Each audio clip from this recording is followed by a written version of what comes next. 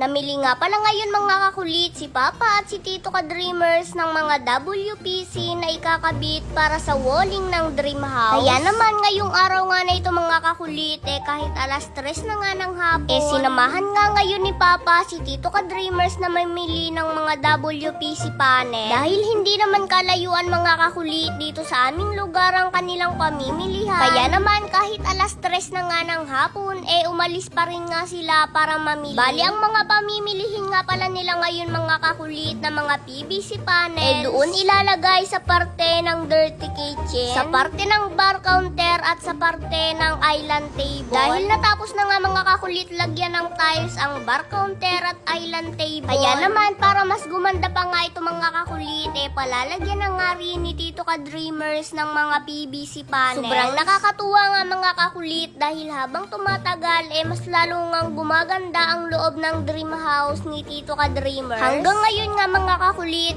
madami pa rin nga ang nagko-comment sa inyo na kung bakit nga daw itong Dream House ni Tito Ka-Dreamers ang aking ikino-content ngayon. Bakit daw hindi ako gumawa ng sarili kong content? Sa totoo nga lamang mga kakulit simula nga noong binigyan ako ni Tito Ka-Dreamers ng sarili kong kwarto sa kanyang Dream House. Pakiramdam ko nga mga kakulit parang natupad ko nga ang pangarap ko na Dream House. Kaya naman sa sobrang tuwa ko nga mga kakulit ito nga ang aking ikino-content ngayon. Wala naman sigurong mawawala sa inyo mga kakulit kung ito nga ang nakikita nyo na content ko ngayon. Malay natin mga kakulit na baka sa mga susunod na araw o buwan sarili ko namang bahay ang maipapakita ko sa inyo. O diba mga kakulit at wala namang imposible sa tao kapag yun ang ginusto. Meron nga tayong kasabihan mga kakulit na kapag ayaw merong dahilan at kapag gusto napakaraming paraan. Kung hindi man ngayon darating din ang tamang panahon o diba? Malay natin bukas or sa mga susunod na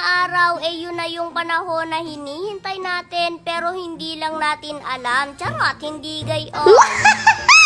So yun mga kakulit, magandang araw po ulit sa inyong lahat at ngayon nga pala ipapakita ko sa inyo kung saan nga pala ilalagay yung mga PVC panel na pinamili namin ngayon. So bali ngayon nga pala mga kakulit, kaunti lang pala nga muna yung pinamili namin ngayon kasi yung part lang naman na yun ang lalagyan pa ngayon ng WPC na yun. So bali ngayon ipapakita ko sa inyo kung saan part nga pala ilalagay yung para mas lalo pa nga itong gumanda.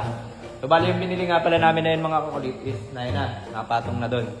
So ngayon, papakita ko sa inyo kung saan ilalagay yan. Yung binili namin WPC, dito ilalagay yon sa ilalim ng bar counter na to. Kung napapansin nyo yung wala pang pintura na yan, dyan yun ilalagay para mas gumanda yan. So ngayon, bago ilagay yun mga kakulit is pipinisin muna to para maging malinis bago ilagay yung WPC na yon.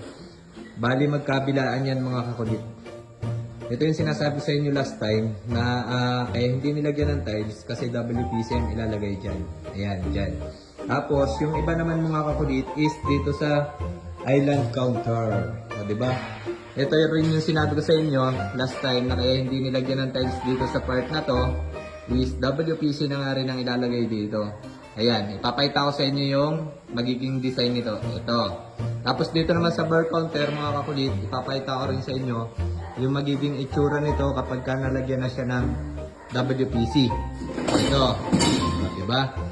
So may mga kulit, kaya hindi pa naumpisahan ikabit ngayon yung WPC kasi kailangan mo nang finisin yung ilalim para pag nilapat yung WPC, malinis na siya. Wala na siyang makikita ng mga ganito ngayon, mga dumi-dumi na yan. Tapos, syempre unahin nga muna palang tapusin itong mga kakulit yung naiwan nitong last time dito sa part ng lababo. Dito kasi sa part ng lababo mga kakulit, meron pang hindi nalalagyan ng tiles tulad nito. Tapos itong mga gilid, ayan, wala pa. Tapos yung ibabaw naman ng tiles, hindi pa rin siya napipinis. Ang kulang na lamang yan mga kakulit is yung tile trim para mapinis na siya. So bali dahil hindi pa nakakabili kaya hindi pa siya nalalagyan. O diba?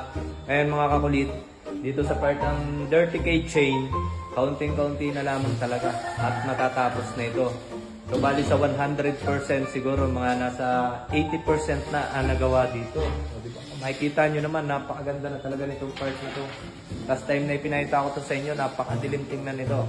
Kasi wala pa siyang tiles. Pero makikita nyo, napakaliwanag ganyan tingnan kasi meron na siyang mga tiles.